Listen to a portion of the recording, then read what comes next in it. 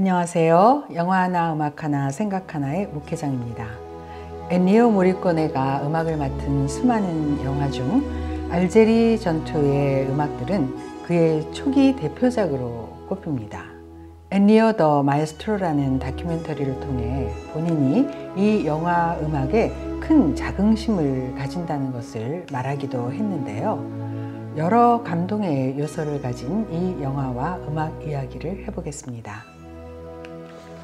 북아프리카 요충지에 위치한 알제리는 오랫동안 프랑스 식민 통치를 받았고 2차 대전과 인도차이나 전쟁까지 국민들이 프랑스의 전쟁에 동원되었습니다. 그러나 알제리는 1962년이 되어서야 독립을 했습니다. 영화는 1954년부터 해방까지 프랑스에 저항하는 알제리 국민들과 이 저항을 진압하려 파견된 프랑스 군대 간의 전투 이야기입니다. 영화는 국민해방 전선 FLN 지도자 중 한 명인 알리의 은신처를 대라며 고문당하는 사람, 그리고 체포 직전 상황에 알리를 비춰주며 시작합니다. 알리는 배운 것 없는 야바위꾼이었고 폭력으로 감옥에 갑니다. 감옥에서의 인연을 시작으로 알리는 FLN에 합류하지요. 이 조직에는 폭력으로는 이길 수 없다고 생각하는 사람도 있었지만 대부분은 당장은 제국주의의 촘촘하고 가혹한 통치에서는 무기를 드는 것이 불가피하다는 입장이었습니다. FLN은 파업을 이끌기도 하고 또 검문을 덜 받는 여성들이 무기 운반책이 되며 알제리에 와 있는 프랑스인들이 모여있는 곳을 폭파하기도 합니다.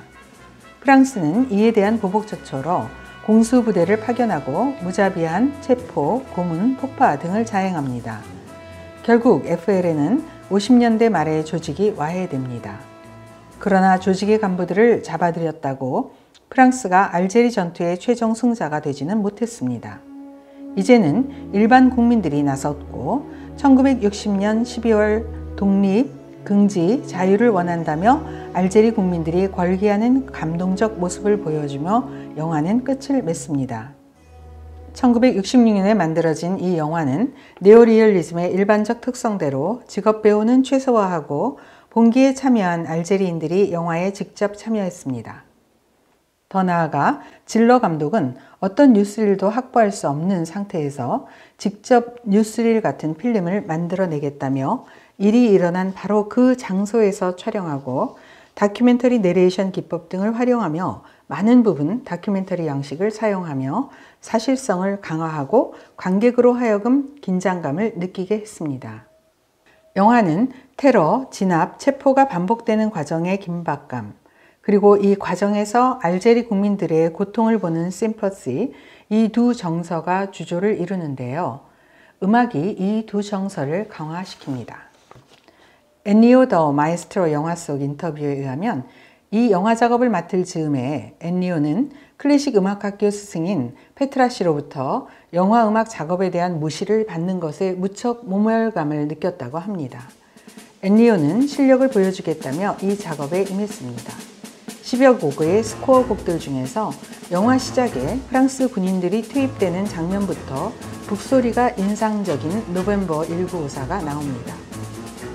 엔니오는 이 곡을 바로크 초기 이탈리아 작곡가 프레스코 벨디의 곡을 변주하며 독창적으로 음을 배열하며 작곡했다고 말합니다.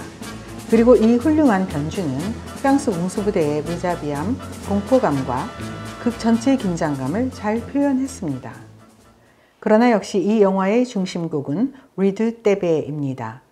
이 곡은 프랑스에 의한 일반 주민 거주지 테베가의 폭탄 테러 장면에 흐릅니다.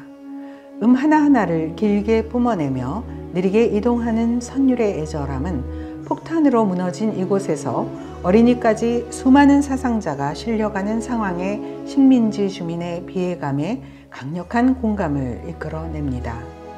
그런데 이 곡은 이후에 FLN이 알제리에 거주하는 프랑스인들에 대한 폭탄 테러 장면에도 쓰러진 사람들을 비추며 짧게 흐르는데요.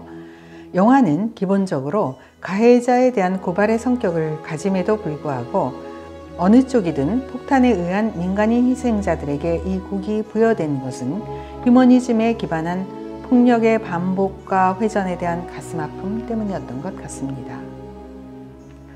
프랑스 영화나 문학을 접하다 보면 알제리 또 이와 관련된 인물들이 굉장히 많이 언급되는 것을 알 수 있습니다. 제가 다룬 영화 중에도 쉘브르의 우산에서 첫사랑 연인이 헤어진 것은 남자가 알제리 전쟁에 징집되면서였고요. 신과 인간에서는 알제리 해방 이후 내전이 배경이 됩니다. 알제리 전투 영화 속에서는 공수부대의 마티유 대령이 그는 왜 다른 민족 편을 드냐며 사르트르를 언급합니다. 가미가 알제리 거주 백인을 일컫는 피에누아르 후예라는 것도 잘 알려진 사실이지요. 피에누아르나 아르끼라 불린 친프랑스파 알제리인들은 알제리 전쟁 후에도 삭살의 대상이 되기도 했습니다. 또 지금의 프랑스에서도 여전히 알제리 식민지 시기에 형성된 복잡한 계층 구조, 그 하이어라키가 삶의 규정 요인이 되는 것을 보며 모든 역사는 현재의 역사다라는 말이 절감됩니다. 이렇게 알제리처럼 세계 곳곳에서 역사의 굴곡이 현재까지 작용하며 차별과 전쟁이 계속되어 온 상황을 보면 진보에 대한 회의가 생길 수도 있을 것 같습니다. 그렇지만 이유도 모르고 죽어갔던 사람들에 대한 아픔이 절절히 담겨있는 엔니오 모리코네의 루이디 테베를 들으면서 저는 역사의 진전에 대한 믿음을 가능케 하는 휴머니즘, 이 곡 속에 흐르는 휴머니즘을 다시 마음속에 다져놓아 봅니다. 다음 시간에는 재즈 음악이 있는 영화를 준비하겠습니다. 감사합니다.